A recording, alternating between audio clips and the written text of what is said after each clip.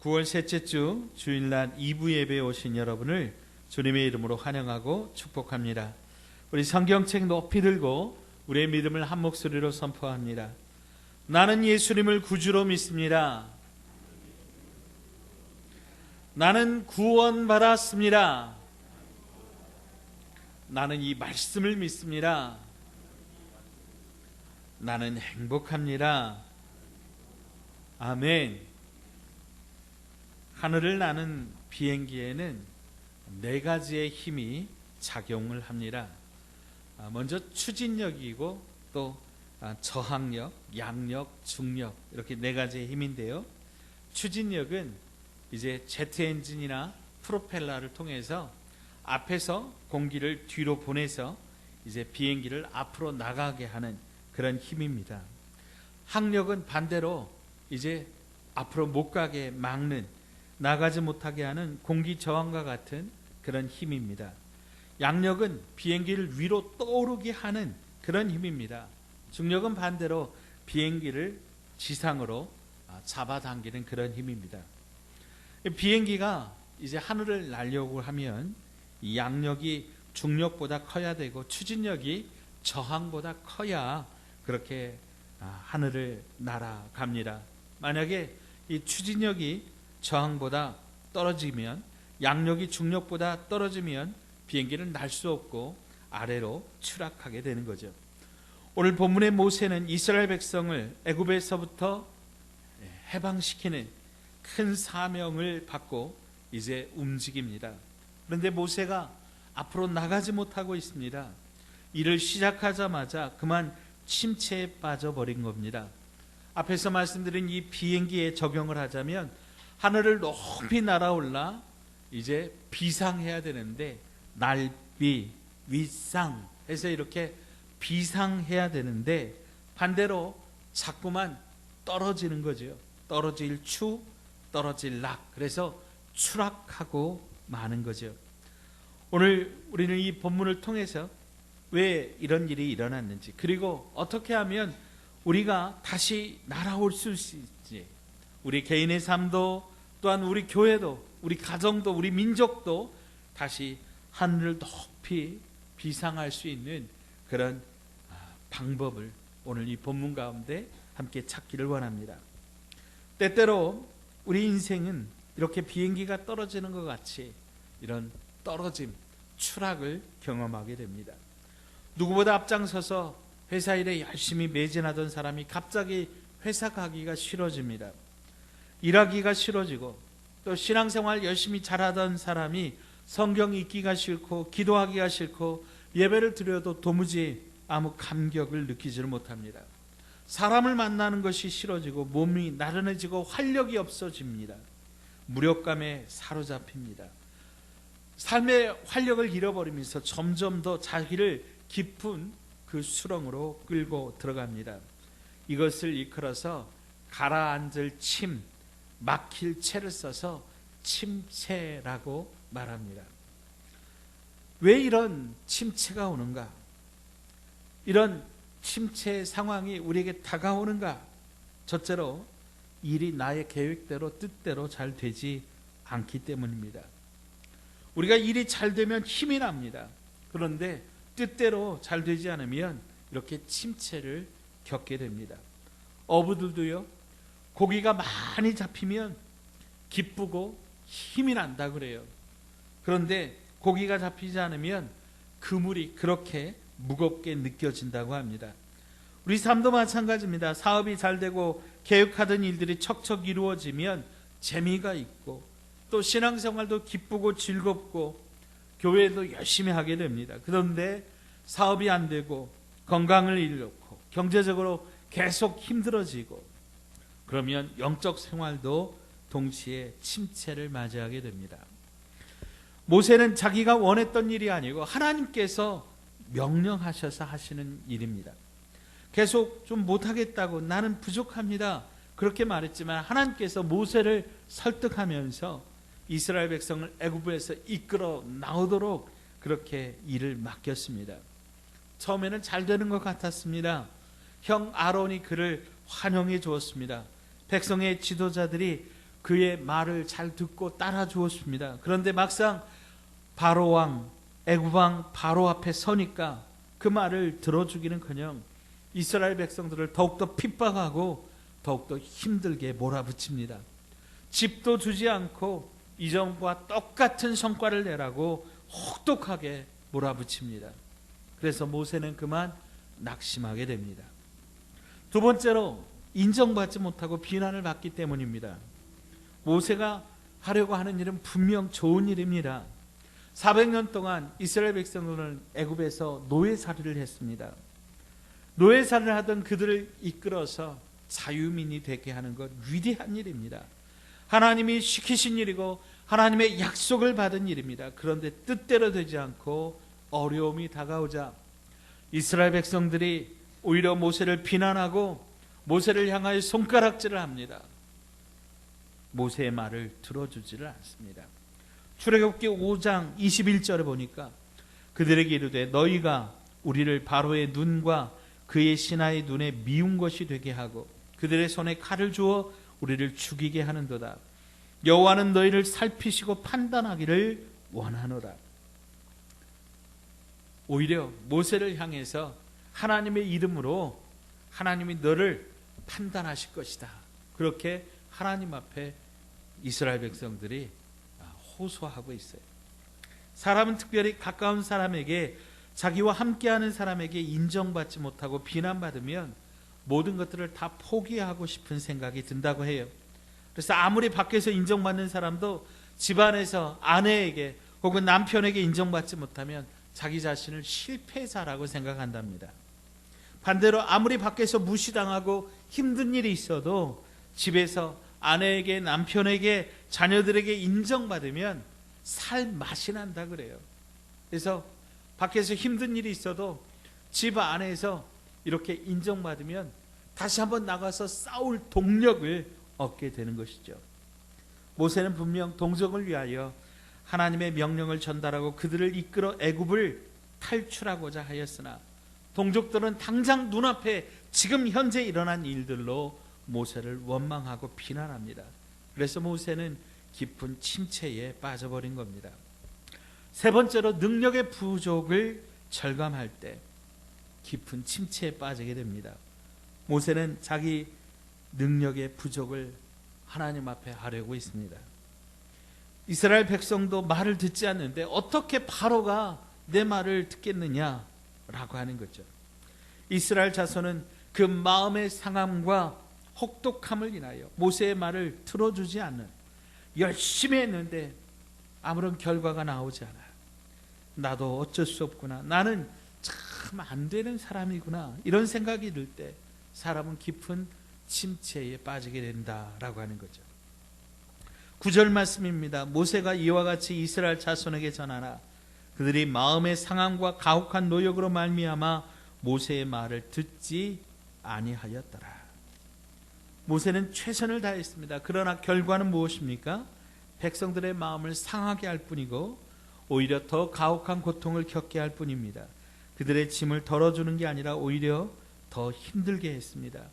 자기의 능력의 한계를 느끼게 되었습니다. 자기의 능력 부족을 느끼면서 슬럼프에 빠지게 된 거죠. 나는 도저히 할 수 없구나, 여기까지가 나의 한계구나 느끼게 된 겁니다. 네 번째로 부정적인 것을 지나치게 크게 강조하기 때문입니다. 하나님은 분명 모세를 통하여 이스라엘을 구원하겠다고 약속하셨습니다.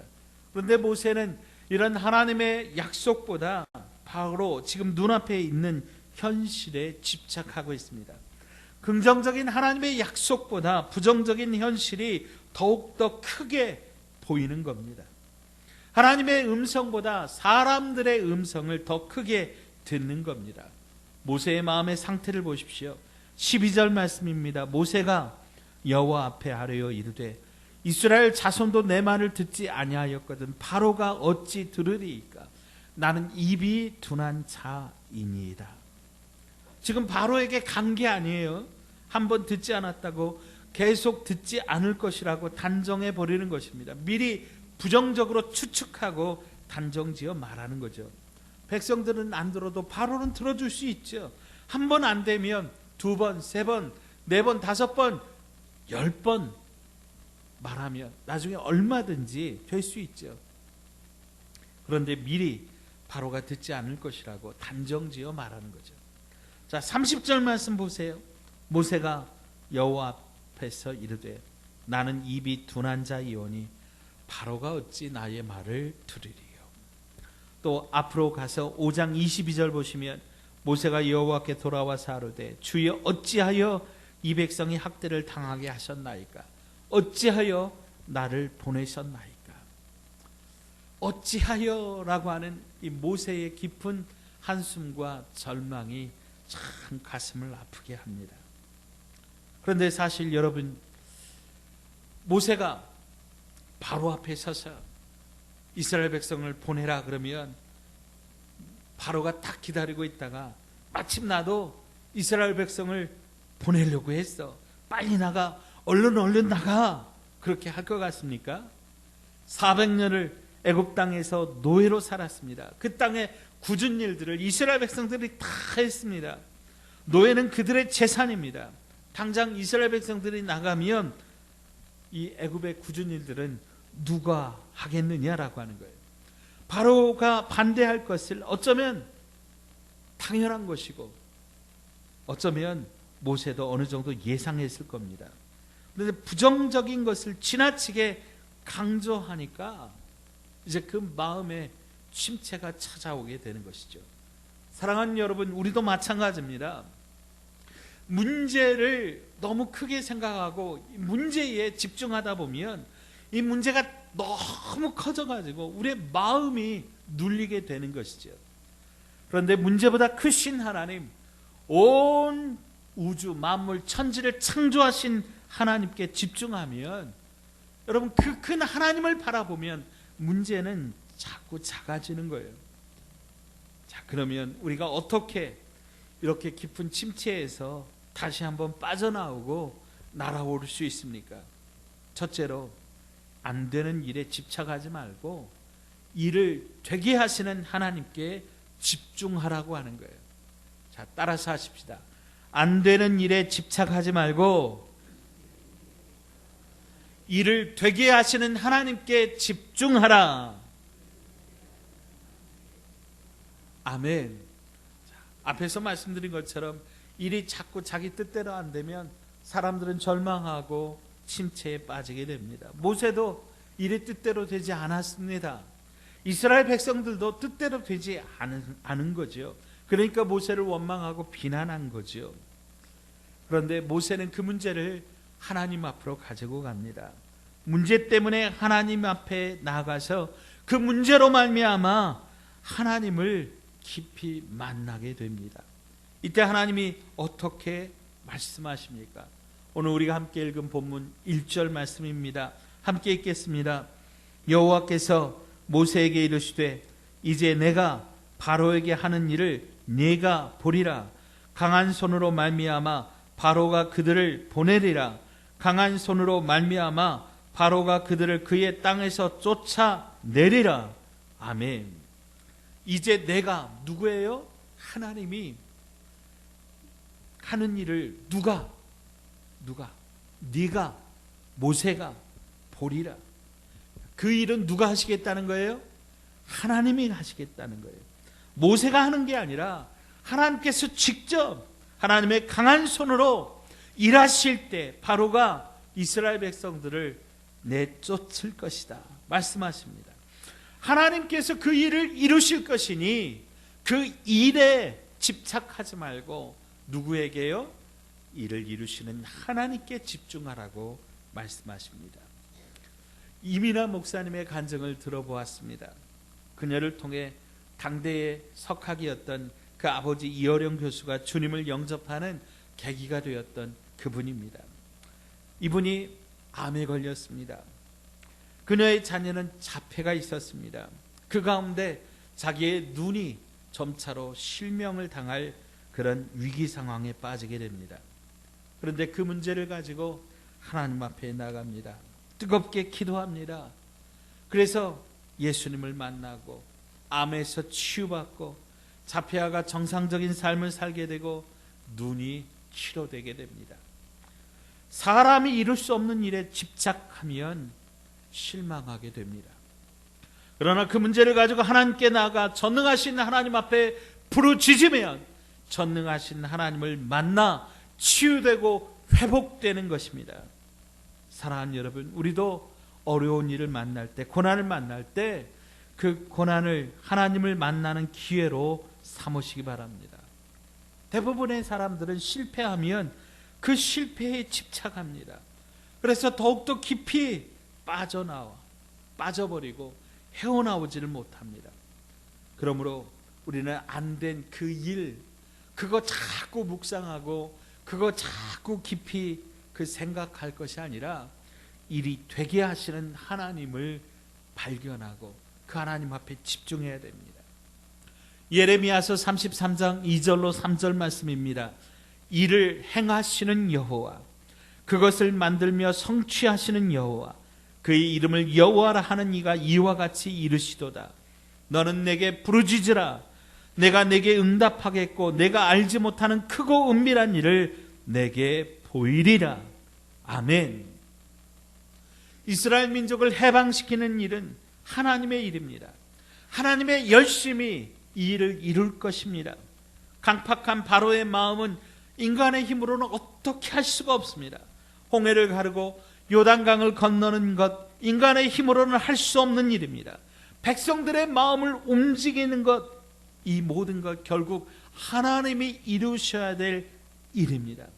그러므로 문제가 있으면 그 문제 속에 빠져 허우적대지 말고 하나님 앞에 그 문제를 가지고 나아가면 하나님이 강한 손으로 붙잡아 주셔서 불가능을 가능으로 만들어 주시는 것 여러분 믿으시기 바랍니다. 베데스다 연못가에 38년 된 병자는 38년 동안 한 번도 일어나지 못했지만 예수님을 만날 때 일어나 걸었습니다. 나인성 과부는 외아들이 죽어 인생의 깊은 침체와 절망기를 만났지만 그 문제로 예수님을 만나 그 아들이 살아 일어났습니다. 남편을 5번이나 바꾸었지만 여전히 목마름과 수치 속에 사람들의 눈을 피해 살아가던 사마리아 수가성의 한 여인은 생수의 근원 되시는 예수님을 만나 인생의 해가를 받고 큰 침체에서 벗어나 예수님을 전하는 복된 인생이 되었습니다. 그러므로 사랑하는 여러분, 안 되는 일에 집착하지 말고 일을 되게 하시는 하나님께 집중하시기를 축복합니다. 자, 두 번째로 사람의 인정에 집착하지 말고 나를 사용하시는 하나님께 집중하라 라고 하는 거예요. 사람은 인정을 받아야 기가 삽니다. 인정받지 못하면 주눅들고 작아집니다. 인정받고 싶은 욕구는 어린이나 늙은이나 똑같다고 하는 거죠. 80이 된 민족의 지도자인 모세도 마찬가지로 인정받고 싶습니다. 그러나 사람들이 하는 이 비난에 그 마음이 상했습니다.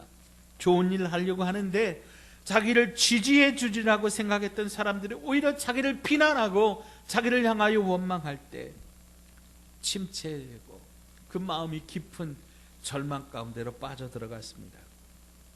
12절 보시면 모세가 여호와 앞에 아뢰어 이르되 이스라엘 자손도 내 말을 듣지 아니하였거든 바로가 어찌 들으리까? 나는 입이 둔한 자니이다. 모세가 무엇에 집착합니까? 사람들의 말에 집착하고 있습니다. 자기를 비난하는 사람들의 말에 그 마음을 빼앗겨 버렸습니다. 그때 하나님께서 어떻게 대답하십니까? 13절에 여호와께서 모세와 아론에게 말씀하사 그들로 이스라엘 자손과 애굽 왕 바로에게 명령을 전하고 이스라엘 자손을 애굽 땅에서 인도하여 내게 하시니라. 아멘. 누구를 사용하신다는 거예요?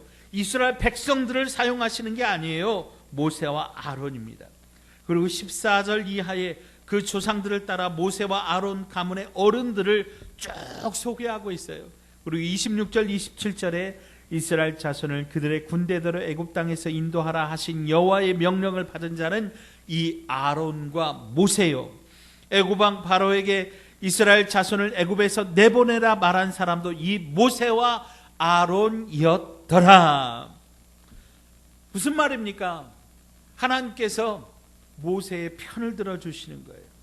모세를 원망하고 비난하는 그 백성들이 아니라 지금 비난받고 원망을 듣고 있는 모세와 아론을 사용하셔서 이 백성들을 이끌어내시겠다고 말씀하는 거예요.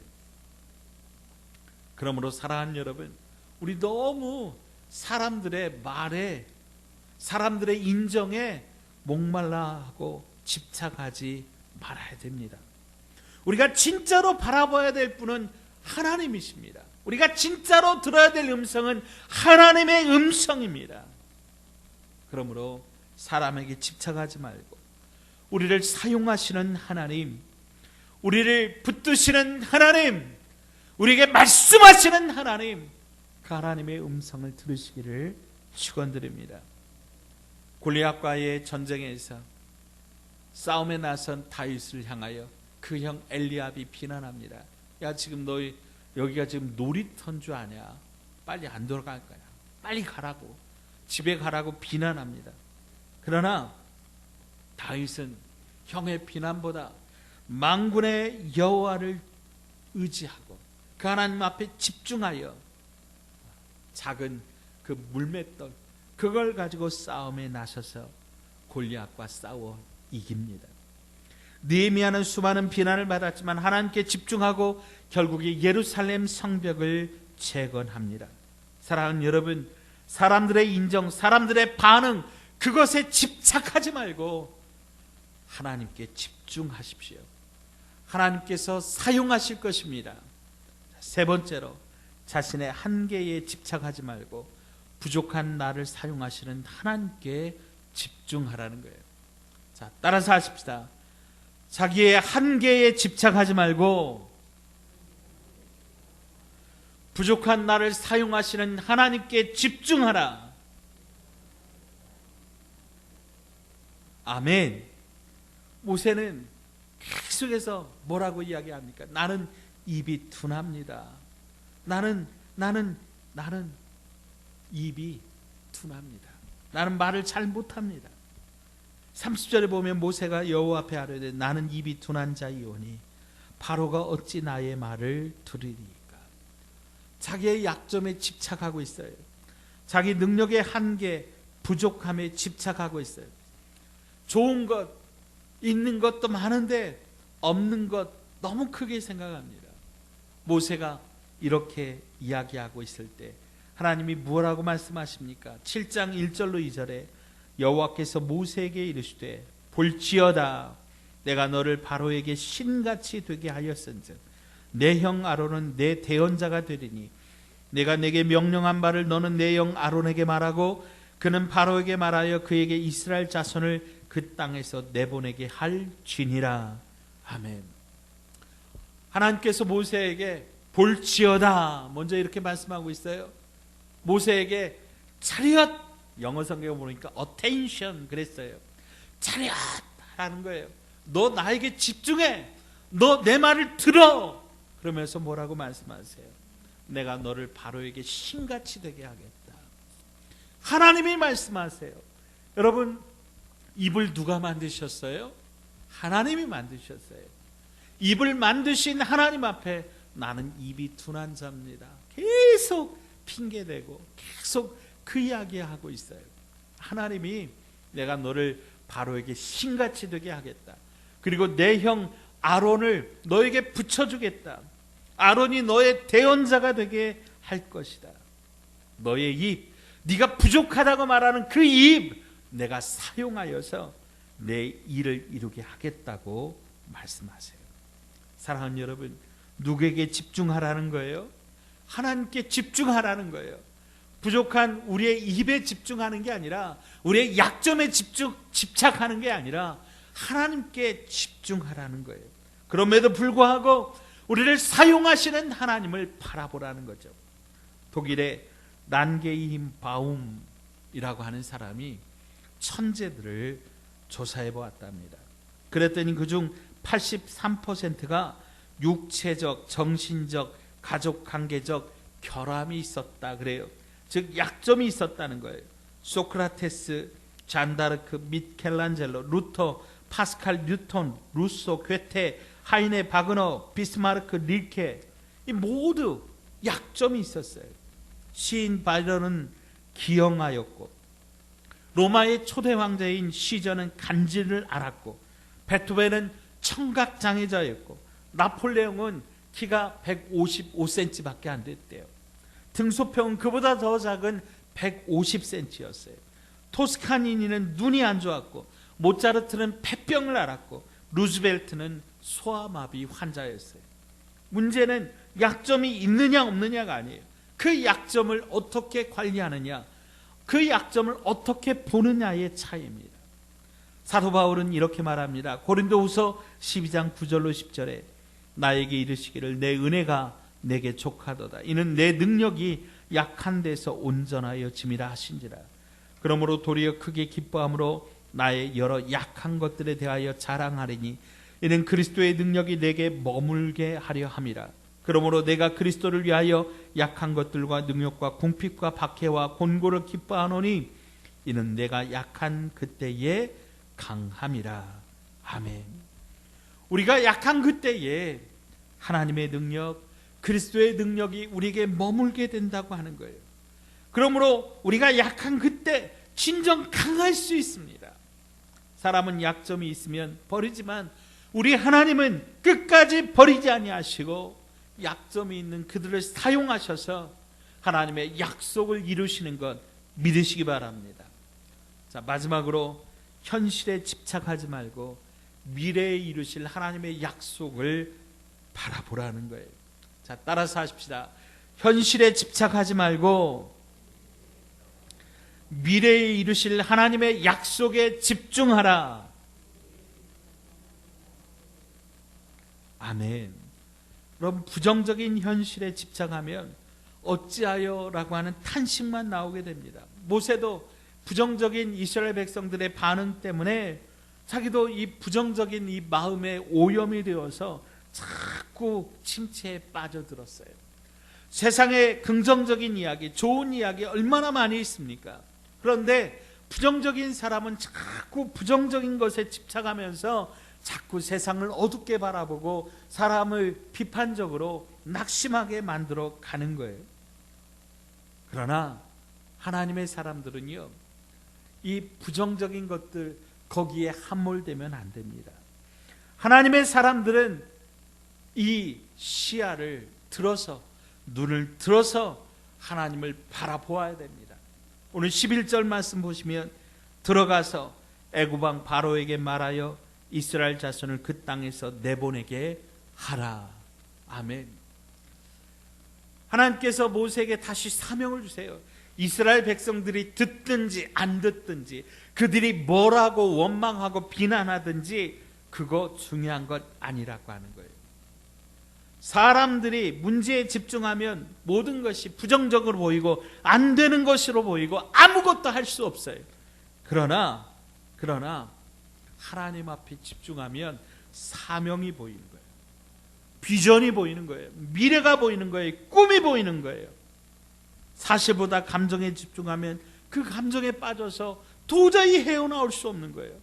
사실보다 더 중요하고 감정보다 더 중요한 것이 하나님께서 우리에게 주신 사명이고 약속이고 비전이고 꿈입니다. 그러므로 사랑하는 여러분 현실에 바라보고 그 현실에 집착하여 거기에 마음 뺏기지 마시고 눈을 들어 하나님 바라보시기를 축복합니다. 오늘날 우리는 장기적인 이 코로나 때문에 마음도 침체되고 영적 생활도 침체되어 우리가 자꾸 깔아앉아 있습니다. 그러나 우리 하나님의 사람들 일어나야 됩니다. 어떻게 해야 됩니까? 하나님은 이루어지지 않은 일에 집착하여 그 일 때문에 마음 뺏기지 말고 그 일을 이루시는 하나님께 집중하라고 말씀하십니다. 사람의 인정에 집착하지 말고 그럼에도 불구하고 나를 사용하시는 하나님께 집중하라고 말씀하십니다. 나의 능력의 한계에 집착하지 말고 능력 주시는 하나님 앞에 집중하라고 말씀하십니다. 이 부정적인 현실에 집착하지 말고 하나님의 약속, 사명에 집중하고 일어나라! 명령하십니다. 사랑하는 여러분, 다시 한번 오늘 이 말씀을 우리가 붙잡으십시다.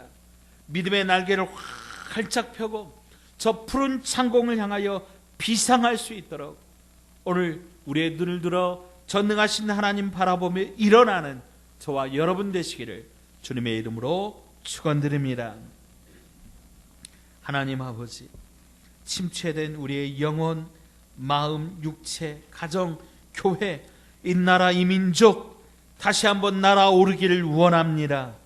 모세처럼 우리에게 집착하여 우리 자신을 바라보며 더 깊이 절망하고 낙심하며 체념하는 것이 아니라 하나님 앞에 집중하게 하여 주시옵소서.